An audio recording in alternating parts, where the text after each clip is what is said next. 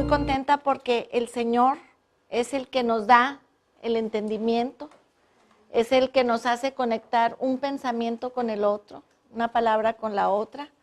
Sin el Espíritu Santo aquí, hermanos, no podemos.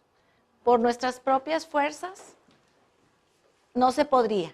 Entonces, yo le doy gracias al Espíritu Santo porque Él es el que toma el control de lo que aquí se tiene que decir, tanto conmigo como con el pastor, ¿verdad? Y vamos a ver hoy una enseñanza que Jesucristo nos dio y es muy hermosa. A lo mejor ya la hemos oído varias veces, pero la revelación en cada versículo de la Biblia tiene 70 niveles. Cada versículo tú puedes entender en 70 niveles de revelación las cosas que Dios nos quiere hablar. De tal forma que casi siempre los vemos por encimita, ¿verdad? Y dices, no, pues no voy a hablar de eso porque eso ya es una parábola muy conocida, pero siempre hay una enseñanza. Dios siempre tiene una enseñanza, aunque oigamos el mismo verso o el mismo capítulo. Había un hermano, John Hagin, Kenneth Hagin, perdón, que él enseñaba Marcos 11, 22 al 25, todas las veces que él iba a un auditorio enseñaba al respecto de eso y era una revelación nueva cada vez, así es que es el Espíritu Santo, ¿verdad? Entonces vamos a Lucas 15, 11 y nos habla de la parábola del hijo pródigo. Y dice, también dijo un hombre, imagínense a Jesús hablándole, estaban ahí, un poquito antes nos dice que estaban los fariseos y los escribas.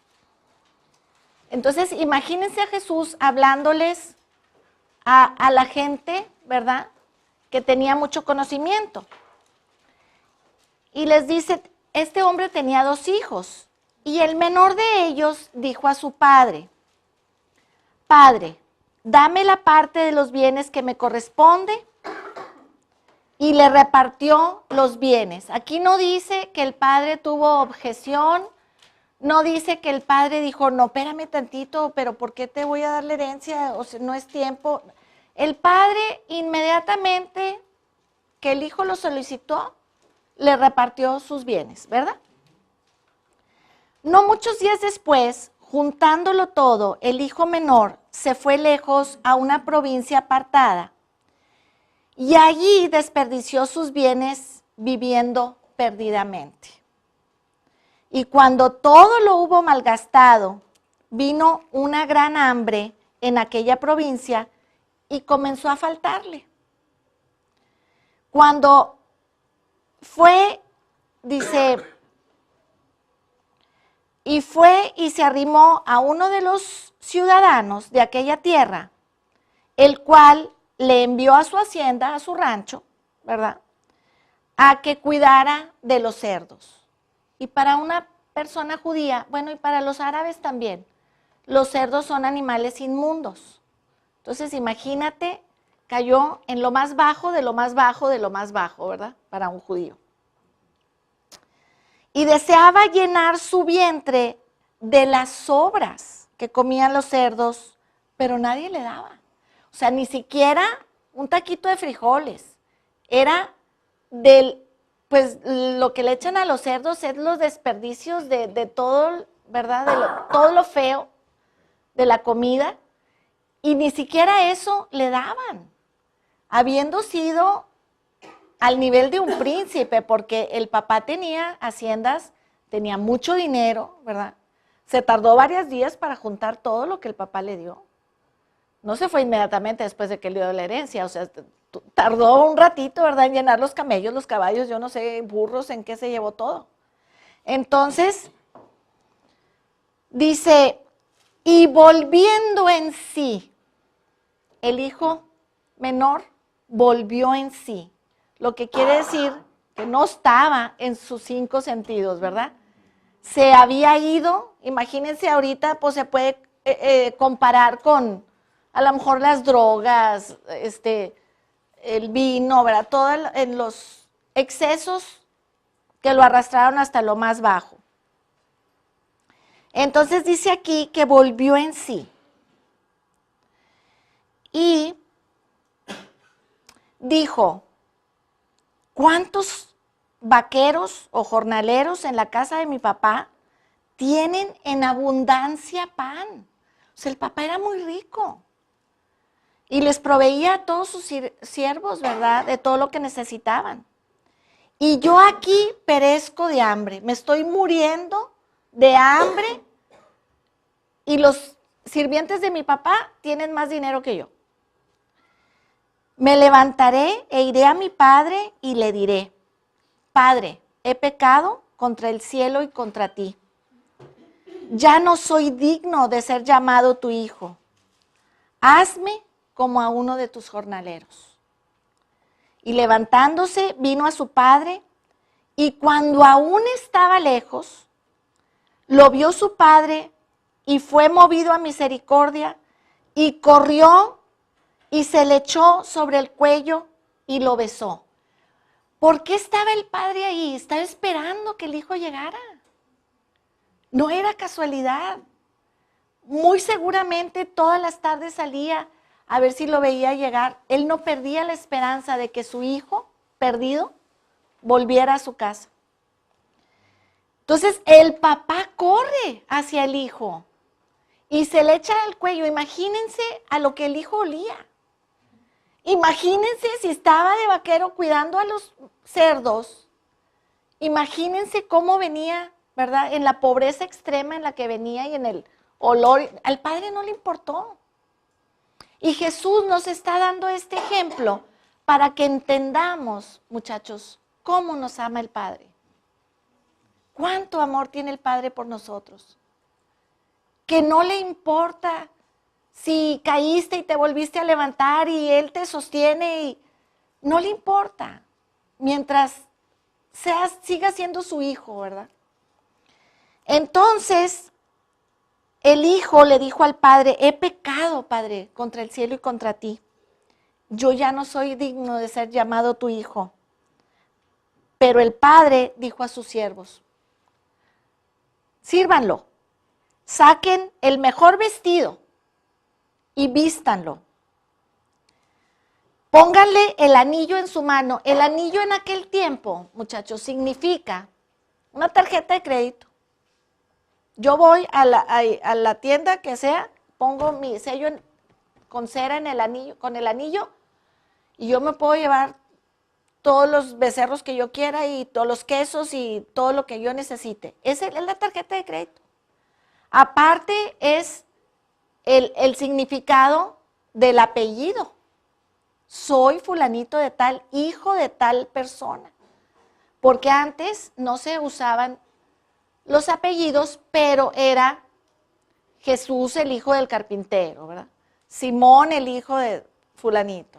Entonces, eso era el nombre de la familia. Así que le puso calzado en sus pies. En el Antiguo Testamento, cuando Moisés se iba a acercar al monte donde estaba la presencia de Dios hablando, le dijo Dios, quítate las sandalias, porque este lugar es santo. Yo aquí soy Dios y tú eres mi siervo. Cuando pasa esto del hijo pródigo, el padre le pone zapatos, porque le dice, tú no eres mi siervo, eres mi hijo. Y le da las sandalias, ¿verdad? Que pertenece, la identidad. Antes, en el Antiguo Testamento, Dios era Dios para nosotros. Ahora es Padre. Ya no somos sus siervos, ahora somos sus hijos. Y nos calza y nos pone el anillo. Y tenemos una ciudadanía que es de Él, no de Estados Unidos, ni de México, ni de Venezuela. Somos hijos del Rey de Reyes y del Señor de Señores. Traigan el becerro gordo y mátenlo y comamos y hagamos fiesta. El papá no cabía de la felicidad.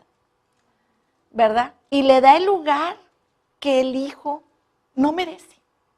Porque la misericordia, muchachos, es que el Señor no nos da lo que merecemos, ¿verdad?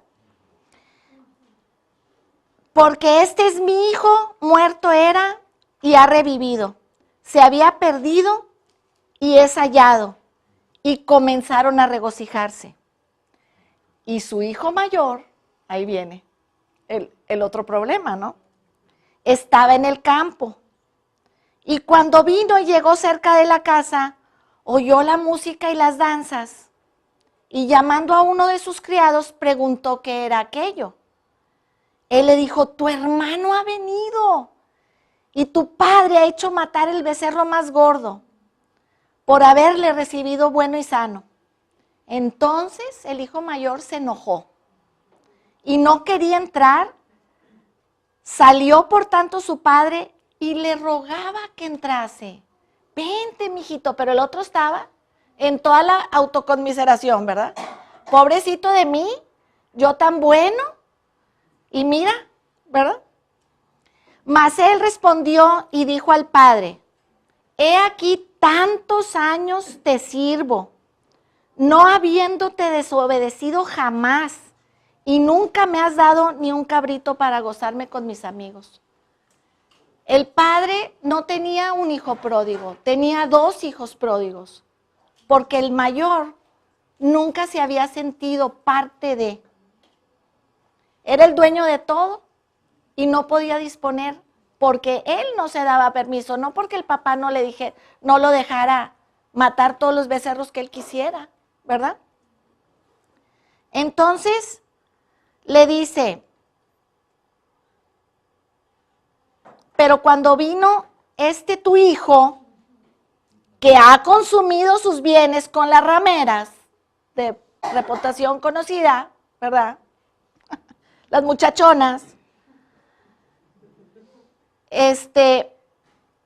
has hecho matar el becerro gordo.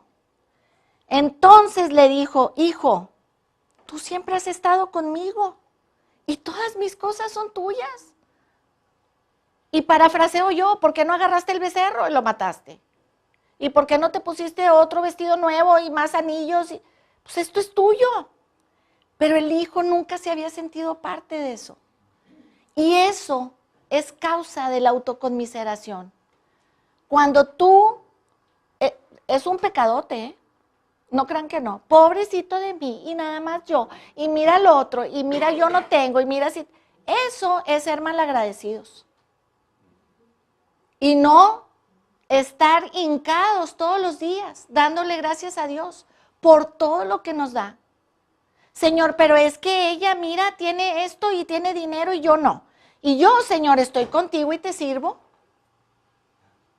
Sin ver que estás completa, que tienes a tus hijos en Cristo, que tu marido está en Cristo, que no estás enfermo, que no tienes que gastar en hospitales, que te estás ahorrando $100,000 a la semana de una enfermedad terminal, ¿verdad? Y todavía dices, Señor, ¿por qué no me das? Baja el cero y no contiene, hermanos. Dejemos de ser malagradecidos como el hijo mayor, ¿verdad? Entonces, dice, tú estás conmigo siempre, mas era necesario hacer fiesta y regocijarnos porque tu hermano era muerto y ha vivido, se había perdido y es hallado. Entonces, no seamos, aquí la enseñanza no es hacia el hijo pródigo, hacia el hijo menor, porque el hijo menor la regó, ¿verdad? Hizo lo que no debía, pero se arrepintió. Y el otro, en su soberbia y en su orgullo, no había otro mejor que él. Y todos hacían todo lo malo menos él. Ese corazón, muchachos, el Señor se retira de los soberbios. Los resiste, no se mete con ellos. Nosotros, cuando nos equivoquemos, pidámosle perdón a Dios. Reconozcámoslo. Somos humanos, muchachos, y siempre, todos los días, en algo, ¿verdad? Le fallamos a Dios. Y a lo mejor cada vez un poquito menos, pero reconozcamos cuando la regamos. Porque eso de que, no, yo nada más, yo estoy bien y todos los demás están mal, pues qué lástima, ¿verdad? Porque pues estás muy lejos de Dios con esa actitud. Entonces yo le quiero dar gracias al Señor porque Él nos enseña todos los días con las mismas historias que ya hemos oído, pero yo sé que muchos hoy se sienten hijos. Y Jesús nos trata de explicar de todas maneras cuánto nos ama el Padre. Y nos amó tanto que nos dio a Jesús, el regalo máximo, ¿verdad? Gracias, Padre Celestial, te damos porque tú estás aquí esta tarde, Señor. Y porque los ángeles están tomando nota de todo lo que aquí se dice, Señor, y de las intenciones de nuestros corazones. Yo te bendigo, Señor, esta tarde y quiero que suba, Señor, como olor fragante, todas estas alabanzas, Señor, que hay dentro de cada uno de mis hermanos que están aquí dispuestos, que han venido y han dejado otras cosas que tenían que hacer, Señor, para venir a entender más de ti, a saber más de ti. Y como dijo Einstein, Señor, yo quiero saber lo que Dios piensa. Lo demás es basura. En el nombre precioso de Jesús.